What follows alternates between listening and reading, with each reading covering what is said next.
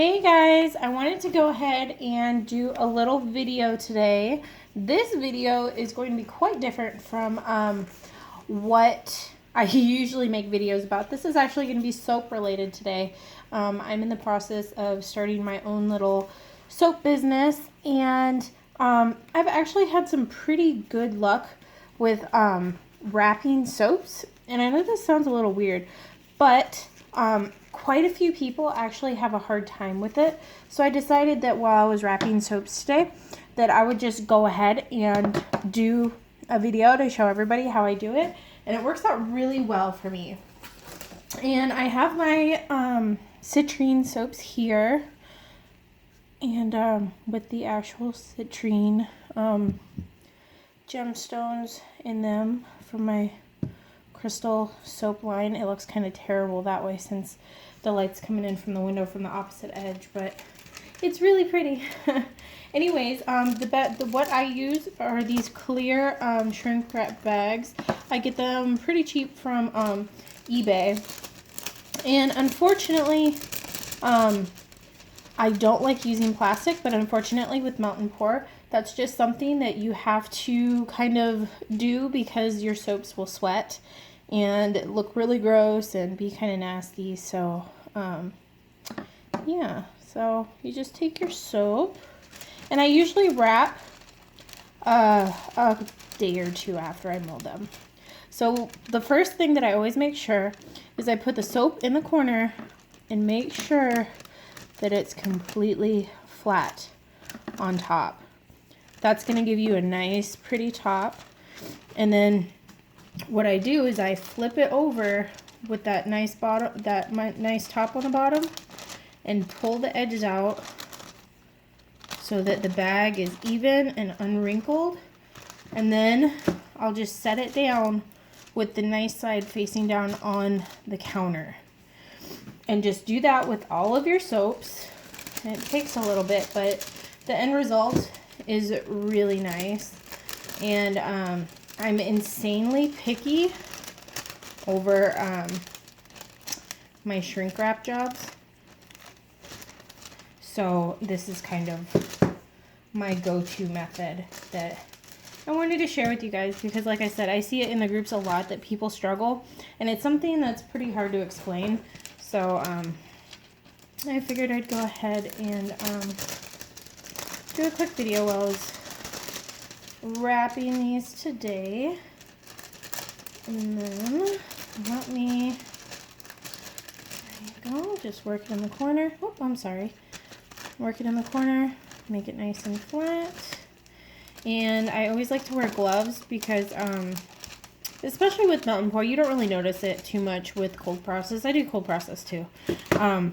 But especially with melt and pour, you see those fingerprints, and that drives me insane. So I'm going to go ahead and finish up these other few, and then I'll be right back.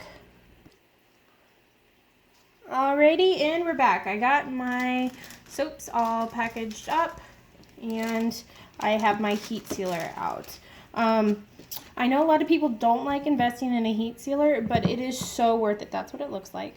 It is so worth it. I mean, it makes everything so much easier. And everybody thinks that because it's like a machine that it's super expensive, but they really aren't. They're only, I think I paid like $18 or $22 for mine on eBay. And I mean, it's a business expense anyway, so it's, I don't know. It's a very good investment in my opinion. So anyways, here's my nice shiny front side, all smooth, flat, no air bubbles, and it just sits in there perfectly. No bunching or anything too much around the edges, because you want a nice clean cut. And then I also press this down once to kind of warm it up, because it kind of just heats up a little bit first. And you just go ahead and put it through and seal it. And then you can pull it off right like that. Do the other side. There you go.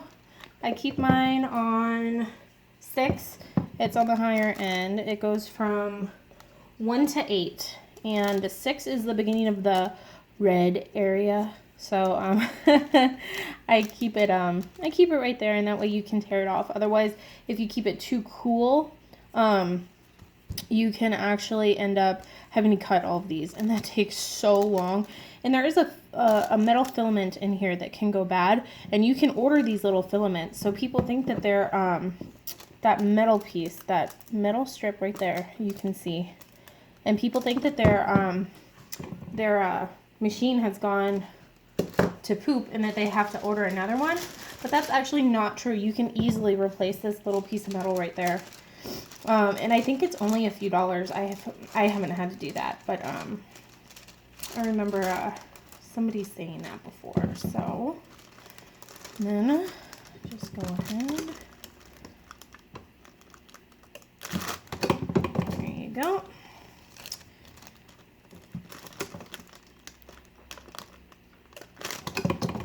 There you go, easy peasy. And then it still has that nice flat front piece, and I still go ahead and put them face down because you want to keep that top looking super smooth and pretty to show off your soap.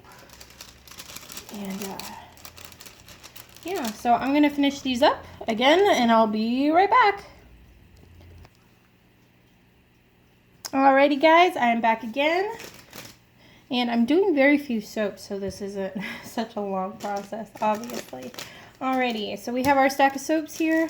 They're all snug in their little squares, all face down with these smooth tops. And I have my heat gun. This was one that my husband had. It works amazingly well. A hairdryer will not work. It does not get hot enough. I know that's a really asked about thing, but no, unfortunately hair dryers will not work. Embossing guns I think will work, and you can get those in the scrapbooking section at Michael's, I believe, which is probably easier to come by, and of course they have coupons and stuff, so it's probably a lot easier than going out and buying a big old heat gun, but we already have one, so that's perfect. So I'm going to push these back so they don't get warmed up. Your goal is you want it hot, but you don't want it too hot because obviously you're going to melt your soap. So work from far away. I'm going to explain this to you first because you're not going to be able to hear me once I start this. You're going to want to work from kind of further back. I'm probably about, I'd say 8 to 10 inches away. Because if you melt it, then it's obviously going to get holes in there and you're going to have to redo it anyways. So work further back and kind of, I don't really know how to explain it. It's kind of just something you have to watch and see. And anyways, what I'll do is I'll start with this flat on top, and then I will heat it up in kind of a circular motion, and it'll puff up. And a lot of times there'll be like a little pinprick hole in there, and I can kind of push it down and that air will escape. But if it can't, you can always use a pair of scissors and just snip your edge. That little tiny hole isn't going to make a really big difference, and some people actually like to do it because then the customer can smell the soap a little bit easier because you can't really smell through the plastic. So I will just go ahead and show you how I do it. So and I also let my gun kind of heat up a little bit. And when you're not working, don't keep your gun pointed at your soap because it'll heat up really quickly. Just go ahead and point. I point mine at the ceiling so it's not constantly heating up and kind of compounding all the heat that you need. So I go ahead and let mine warm up for a second, and then I'll get started. And I just use the medium setting too. I don't know if you guys can hear me, but hopefully you can.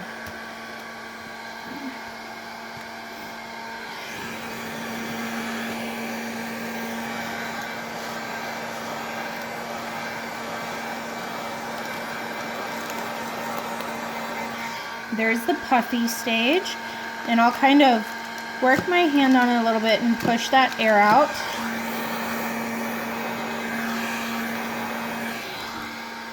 And while I push down, I work around the edges first and push those edges in. And this one's staying puffy, so I'm going to go ahead and snip one of the corners. And I will do that corner last. So here, now I can push it all down and redo that side. Start. Whoops. It's kind of hard to do this. And then see the corners? Just push your corners down as you go. Warm it up. Push it down. Warm it up. Push it down. Warm up your top to get it nice and even. See, and this side's nice and even too. And then that last corner, go ahead and push it down. So you don't have any air. And this is actually the wrong side of your soap, but it looks really pretty already. So you're gonna have all of those corners on the sides of your soap nice and tucked in and pushed down. So you won't have any crazy edges, and you can see the top is a little wrinkly still. So just run your heat gun over it for a second, and it smooths out nice and perfect. And it works really, really great. And that's kind of the method to my madness. I hope you guys can hear me. I actually can't tell, so I'll do another one here.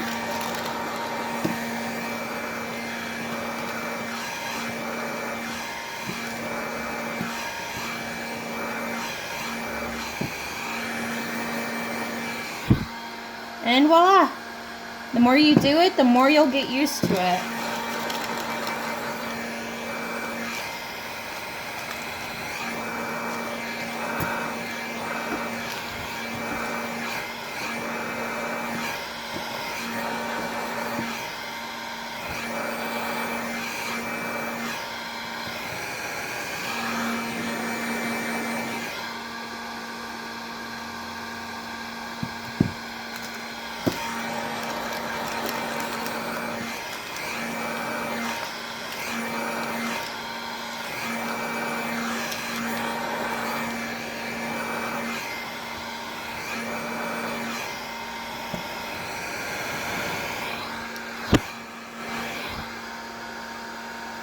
Sorry.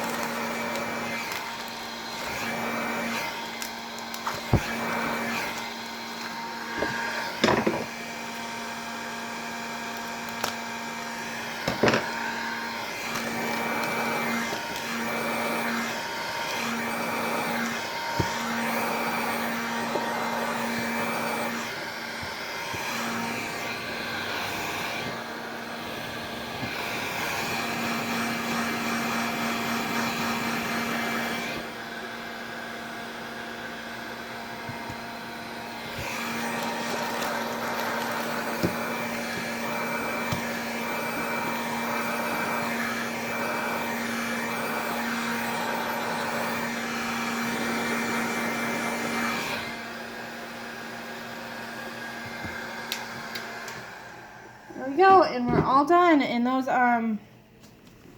those heat guns really hold on to heat. And as you can see, that's how I do it. I don't know if you guys could hear me. Hopefully you could.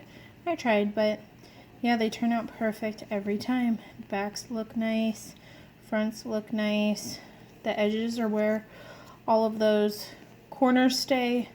So yeah, that's how I get my soaps, my soap wrapping looking, I mean, as perfect as it's gonna get. I mean, it doesn't really get much better than that.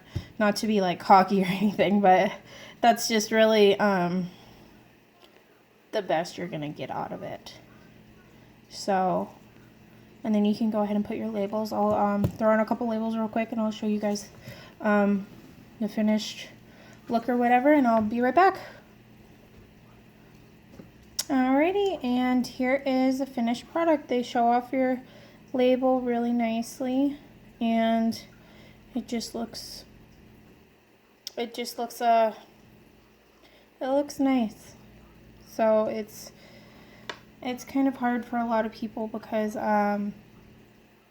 just those edges really like to stick out, and you really just gotta, I think people are a little nervous because you're working with heat so much, but you kind of just got to get in there and do it, to be honest. I don't really know how else to explain it, but don't be worried about it. You're not going to melt your soap unless you really put that heat on there for a really long time, especially if you're working with an embossing tool. I feel like that really doesn't get as hot as obviously a gigantic industrial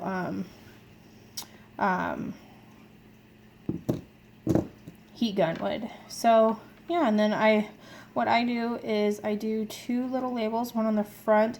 I do small labels. I did have some larger labels that I ended up not going with just because they were such a pain in the butt. And they were so big, you couldn't really see the soap, and I really wanted to show off my soap. And I had a round label on the back with all the information, and it just, so that you could see the crystal and stuff, but then it just kind of didn't look as good as I wanted it to. Here, I have one. Like, this is my old label, and it was on the back side, so it just didn't look as pretty as, say, the front, even though you could see like the crystal and stuff inside. It still drove me a little crazy. So I think what's nice about these type of labels is you can be so versatile with it with shrink wrap, because you can put stickers on it. Whereas, like, obviously cold process, you're kind of just stuck with cigar bands if you don't want to do shrink wrapping. So I really like the small, simple labels, and then I have my ingredients, warnings, and stuff on the back. So that's how I do mine, and it works out really well. And I feel like it also helps me save money, because I can just do these with paper and like packaging tape if I want, versus having to have stickers and things like that as well for my soaps. I don't know if that makes any sense, or if I'm just prattling on, so just ignore me. But yeah, that's how you do your shrink wrapping if you want it to look extra nice and stuff. So that's how I do mine, and I just redid my labels, so I'm kind of just staring at them right now, but I really love it, and it worked out well for me. So hopefully that helps you guys out some. Thanks for watching. Bye.